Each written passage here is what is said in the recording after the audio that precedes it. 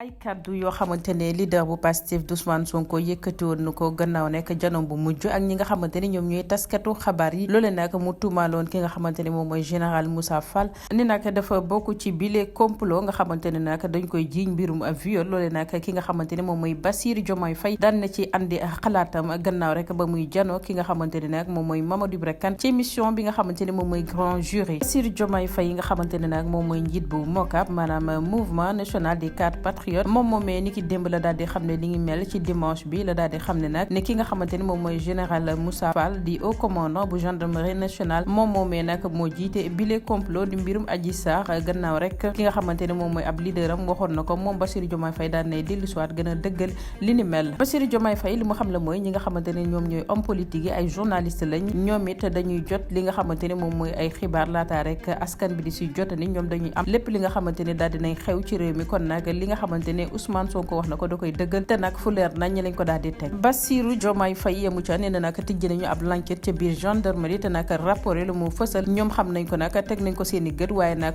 jotagul ngu ñaar de wax ci boobee dossier jàpp na ne nag ay surprise yu bëri moo nar a am nag ci mille mbir te nag nee na du bile yoon dong la ñu mës a tudd ki nga xamante ne moom mooy général Moussa Fall ne nag moo jiite bile complot lale lépp day kàddu yoo xamante ne nag Bassirou Diomaye Faye jiit bu MOCAP daal na koy xam ne ni ki démb fa nga xamante ne moom mooy ca émission bu mag boobee di grand jury